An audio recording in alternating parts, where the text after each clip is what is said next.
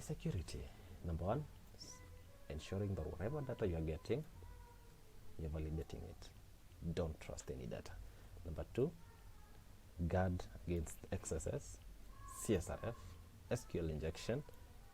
Protect your file system, especially the secure folder and the response.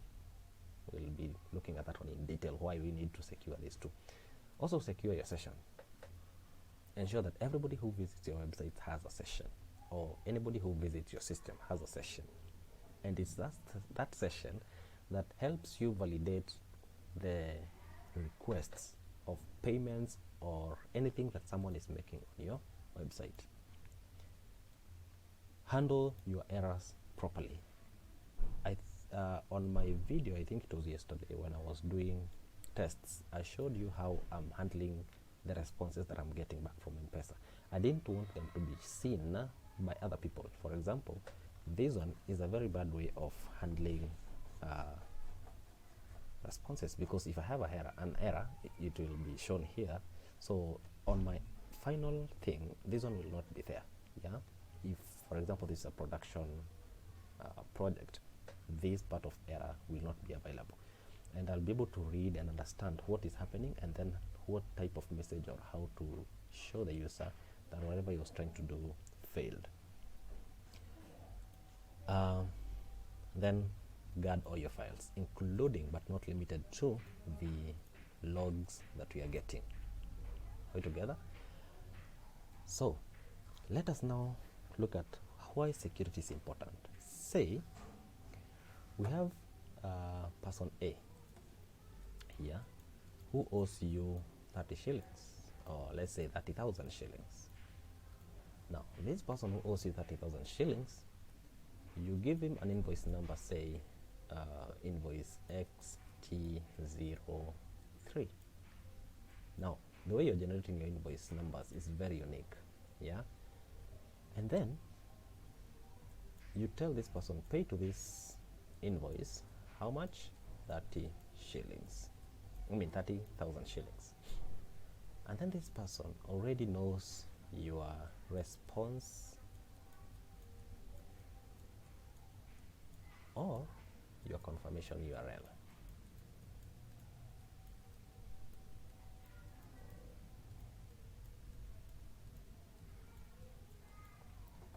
We can assume that this is not a person who owes you something, but we have an order that we have XT03 for someone to download a product.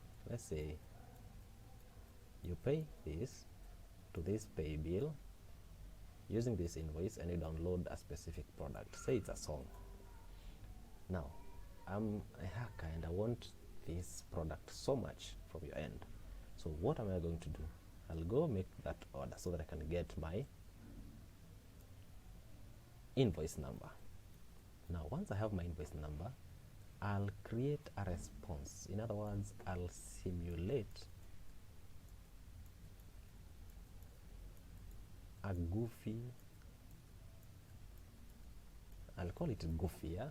Goofy, I don't know the meaning of goofy, by the way. So I'm going to simulate a goofy response that will contain everything that you want, including your invoice number and the amount that you want. And then I'll send it to your server. And what will happen? Your server will validate that XT03 has been paid. And once I've been paid, I'll have access now to download my file.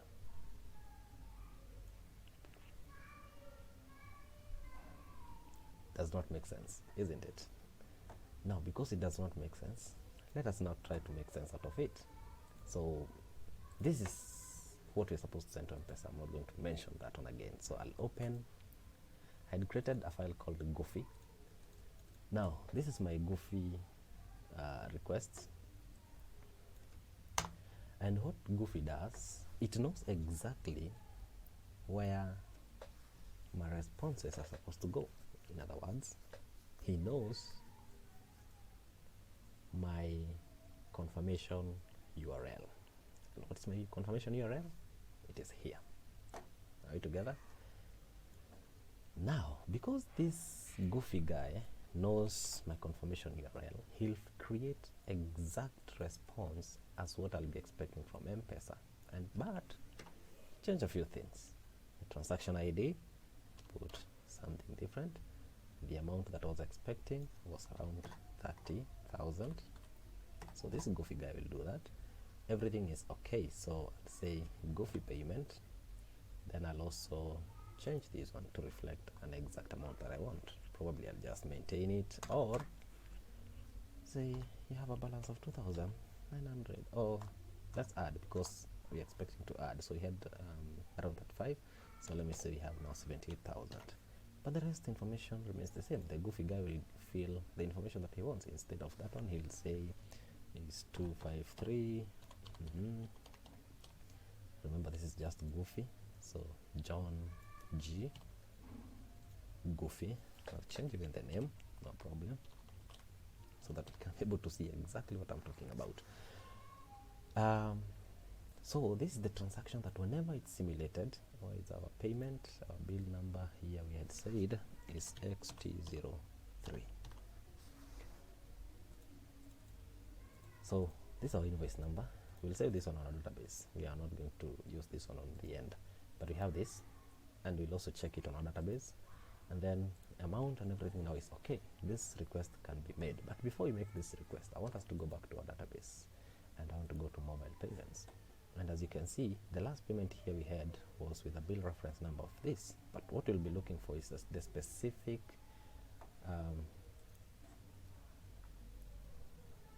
bill reference, so that we can know that that payment has been made. So I'm going back to my C2B. I'm going to view and edit. Now what I'm going to do here is I'm going to remove so many things. Actually, the best way would be to rename this. This one I have implemented some few parts of security, so I'll say this one is original. Now I want to upload a new one, so I'll go to my tutorial. It's v1 php final code and this C2B API, and upload it, and I'll go and look at how it looks. Correct. So we have our C2B API. Now because we have it there, let's make a goofy payment. Are we allowed? Let's try and make a goofy payment on that. So we'll come here, reload this because you've changed something, and then run our goofy payment. It shows us that goofy is the one here, and then let's go and check whether goofy paid. So finally we have a goofy payment for our invoice number. This is the balance, and the name is John G. Goofy. So you have a goofy payment already, and this is not from Safaricom. It's a custom file that you have created that does that. This is serious. Should we agree? Yeah, we should agree that it's very, very serious. Because if in a day you are supposed to make, let's say, sales of 3,000 or 300,000 shillings, and a hacker somewhere can access the same data that you're selling online and be able to download and give you some fake payments of even 30,000 a day.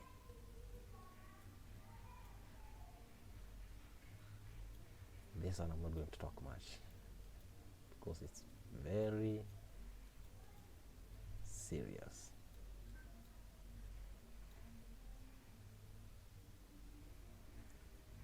Now, we said the purpose of this class is to learn. I want you to secure your application. I don't want you to look at the tutorials and then go and implement it the way it is. And then when someone gets hacked, you'll start wondering, oh, why I have 100,000 but my M-PESA does not have any amount, because probably these are things that will be online. You'll be in your office doing your own work while your business is running outside there. So how are you going to protect yourself from such a goofy payment?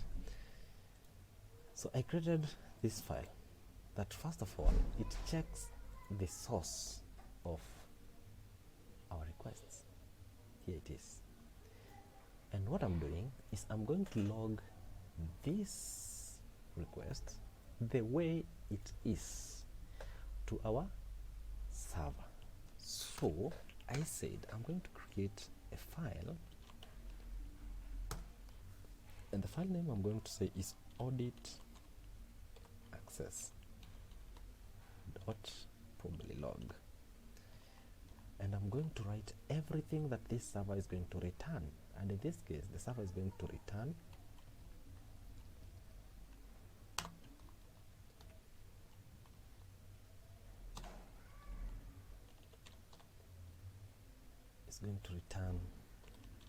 the method that I've mentioned there,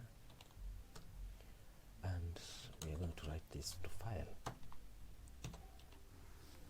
so that even if I get a goofy response and I want you to look at specifically what I'm going to connect you to. In fact, I'm going to remove this one from here because this one is looking specifically for IP, so I'm going to focus on something here.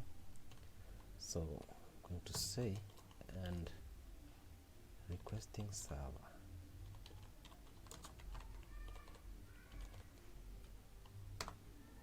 data is equals to what? Is equals to, I'll just talk of this variable the way it is, so that now this is the data that I'm going to write on my end. So I'll have a log of what is coming in, which will help me a lot and a great deal, as you can see, when it comes to auditing your system in case of a hack or something. These are manual, and the reason why I'm saying it's manual because sometimes you might be hosting your website on a very remote server like GoDaddy, which you don't even know which continent is placed in. You can't even have a physical access on the server. Or Google, they can't allow you even to do anything on the servers. Yeah, so basic logging of whatever is happening to your financial system is very important, and this is what we are doing. So we are logging what the server request was, everything in the server array, and then we have already whitelisted all the IPs for Safaricom that we're expecting to be having. So if the request is not anywhere in the ranges of the IPs that we are getting, then reject the transactions and log it to me. So I created a group of IPs and I was getting the IP from the server. Remember, the server array returns so many things, including the country. So you can even limit the country from where you are getting your request. You can block specific countries. You can block all the countries and allow only from one country. I'm not going to do all this, but I'll show you our final audit log, how it will be. Now, when we have this, we are going also to ensure that if the request is not coming from any of the Safaricom server IPs, we log everything, including the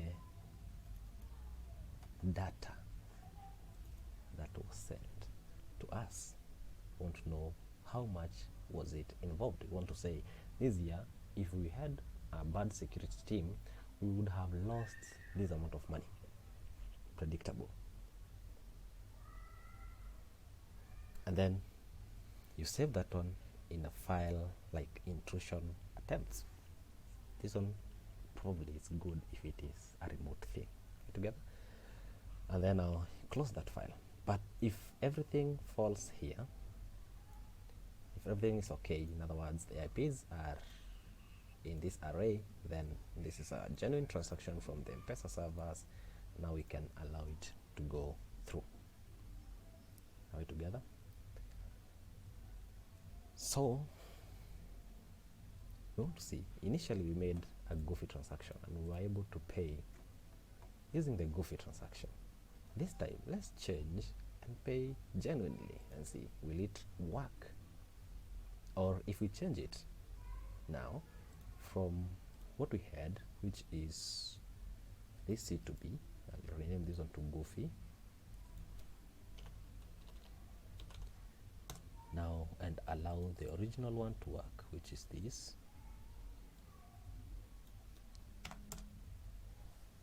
Will the Goofy transaction go through? So let's go, because we need to be very sure about that. So I change that one from that one. I change one to, let me just put even a very high amount that we are allowed to send, which is around 70,000. Change this one to XT4, but probably these will be very random but very unique. This one will say, we'll go to 100 and say that one, transaction ID and everything. And this is still goofy transactions, like that. In fact, let's just have it goofy and everything right together. So let's make this again and see whether we'll be able to get it on our database here. Remember, I have a very different IP address, which is not part of any of Safaricom servers. So let me run it. So my Goofy, please go. Now Goofy has sent the request. Let's go to our database, reload it. Unfortunately, we don't have number 24. So let's check our server. Did you save our Goofy transaction? Yes. And as you can see, we have a file called intrusion attempts.txt.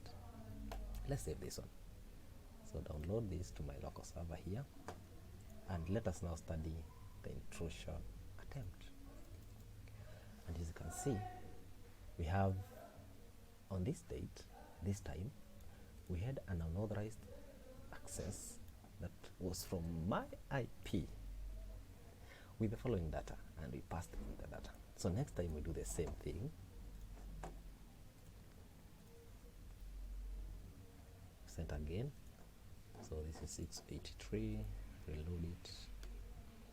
And my intrusion attempt grows, so download it. Now when you go here, you have another log file. So the file will grow as people keep on trying and attempting to get into your server. Now this is Goofy trying to pay us. And Goofy this time would have paid us 70,000, so we'd have lost how much? We would have lost 140,000 through Goofy. And Goofy is a bad guy. We can all agree. If we have lost 140,000 within this is 1834, this is 70, this is 17 minutes, and on 18th and 32nd I've already lost 70,000. You understand how serious this thing is? Now the good thing is we have been able to log the IP. Something else I want us to look at is the audit log, and I'll download it. Now for someone who uses a system like I use, it would be very difficult to isolate whatever information that we want, but we'll try our best to isolate all the requests to ensure we get specifically what we want. So let me refresh this. I have audit logs here on my, here it is. So we have the request that was made. This is now the server request. It will show you my server address, my remote address, which is now my router, and everything else, including the connecting IP, and I'll be able to know what was going on. Now this one might not be that useful, but let's look here, and let's look here.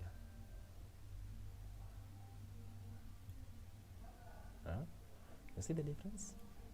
And you see you're getting now the IP of the person who was trying to goof you your money. So much about that. I told you this is going to be a very long tutorial, and you can be hacked if you don't be careful, if you don't be careful at all, if you don't, or if you're not careful. So once we have this data, what can we use it for?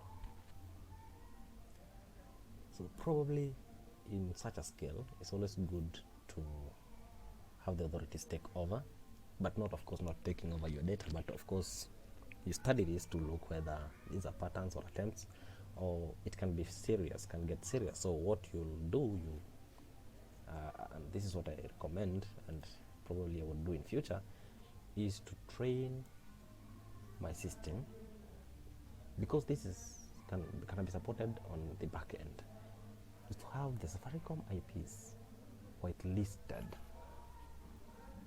the IPs for their servers, whatever thing they are doing, whitelisting them, and then any request that is outside what they are sending you, you blacklist it. In other words, if a goofy guy wants to make these requests, because this is a file that we expect only responses from Safaricom and nobody else, not even myself, not even you. So ensuring it comes from the right person is very important. Another thing that you should also look at is the method, request method here. And the request method is post. That's what I've seen. If you go back to this audit access, you see it's post. The request method is post. And because there's nothing that we can ask Safaricom to provide us with to ensure that everything here is okay, because you can imagine if they customize for every person, then the server will be doing a lot of work. That is not their purpose. So ours is to ensure that whatever we get is secure, and we are logging every part of the transaction and anything or anyone that accesses our system. And that way we are able to know exactly what we're expecting.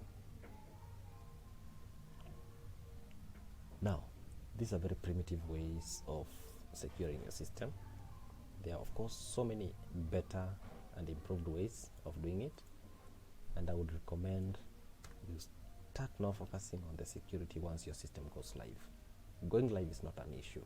The issue is now security. We have people whose work or intentions are not meant for good, and you are there to give them also a hard work to try and do, if that is their work, give them a good work to do, give them a good hard work. So I whitelisted at least 3 IPs, and also these IPs should be, only you should be knowing what you have put here. Yes, and I can't say much, I can only say up to that far, and your system will be secure. So I'm expecting that this one will be implemented on all endpoints, whether it's your confirmation URL, whether it is your what do you call it? Let me go to params. All these URLs that we are giving out to Safaricom must implement a security in one way or another to ensure that the request is coming from you. Even Safaricom themselves, they're implementing their own method to ensure that whatever request you're making it using this request header, and this request header contains their permission. By having direct access token, you're able to access their resource. And because you cannot tell Safaricom to also send you a response with an access token so that you can verify it, now implement traditional ways and ensure that you manage your log files correctly. I use cloud server, and cloud servers mostly we have access to the whole system, the whole server, the way it is. So in case of anything, auditing it is very easy for us. And there was a time I don't know what happened, but we found out that we were offline for a very long time without knowing. I think it was 2 to 3 days. And when we checked, we had traffic like we have never received. That we were even blacklisted or put under like a suspicion project on the cloud server providers. So we had to write so many emails, and then looking at it, we had what you call a DDoS attack. But it was small. There was a time DDoS that came to the servers that we were using happened to be on the same server that was receiving a massive scale DDoS attack, and we were among the affected people. We had, I think, 3 of the servers, and one of them was really affected. And although Cloudflare stepped in and fixed, not for us but for the whole company, because the company was the one that was under attack, we also rescued in between, and there was nothing we could have done about it. So the only thing is to keep your system secure and leave the rest that you can't do to them. Now, this one will enable us to do our safe audit. Something else that I would like so much to mention is creating what you call triggers on your database for all the transactions, so that it is insert, delete, and update. Because triggers can be created on the 3 operations. And a trigger would be a very nice log for database transactions, anything that is taking place in your database. If a transaction comes in, we're able to record what was there or the new transaction. And so if someone gains access to our database but does not see our triggers, then we can be lucky.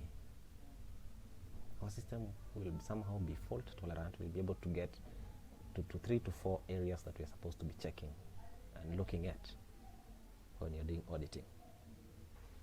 And all of this is due to curiosity and studying and studying and studying a lot to be able to understand what entails of a system.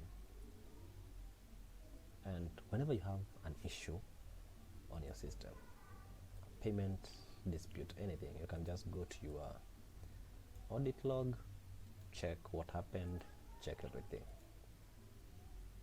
And this is just what you're receiving from M-PESA, but we need to log, because this is a financial information system. It's a fintech solution. You need to log everything, including the person who comes to visit your website, what they did, what they ordered, what they didn't order, what step they failed to order, why. You see, creating a system that is able to learn the behaviors or the behavioral pattern of a person, so that if it was a malicious person, we can be able to know right from the beginning. And now, by the time I'm releasing this video, probably there'll be this coffee thing, because now I'll have the wrapper class, I'll have zipped it and sent it to you. The database class zipped and also sent, or I can combine and send them together so they can download and do them. But don't forget, there's a coffee button here. Click this one. You'll be required to enter your mobile number and the amount that you want to buy coffee me for here. Then that coffee will come to me directly. I've also implemented the Lipa na M-PESA online. So once you click coffee, you'll see another page that will ask you for your mobile number, and the format is 254, then your number, then enter any amount. Not because I'm charging you to do this, but because we also used resources. We should all agree that now we have come from far. We started from not knowing anything to now knowing everything, or knowing partially, but at least knowing something. And if you have any other question apart from this of security and everything, feel free to ask. Not apart from this, but any question actually, just feel free to ask. If you have any other question, you can write it on the comment section below, or you can write it directly. If it's a sensitive question, you can send it to my email address, which is available for you. And before I go, I'd like to mention two things that I've remembered. Now, Lipa na M-PESA does not work when you're using a till number. And on till number, when you go to Lipa na M-PESA, let me go to Lipa. Yeah, for till number, what you're going to do is this, and please note this. What you're going to have is your business shortcode. It's going to be your head office number. I repeat, your business shortcode supposed to be your head office number. And then party B is the till number that you want the person to pay to. I repeat, business short code is your headquarter number, head office number, and party B is your till number, the till number that the person is paying to. Last video we looked at how to be approved on the portal. So today those are the only things, but for Lipa na M-PESA, business short code is the same as party B. So once you are through with that, there is nothing else that you don't need to do, and therefore I see you on our next video. So thank you for sticking around, and if you have not liked or subscribed or shared this video in any of the videos that you have seen, kindly do so. It really helps us now sit down and think how to help you better. So subscribe and hit the bell button, and also like and share this video. That way you encourage us to be and to do good to the people and to you. So thank you for watching. See you on now Python tutorials for Daraja API starting probably Monday. So thank you very much. See you next time.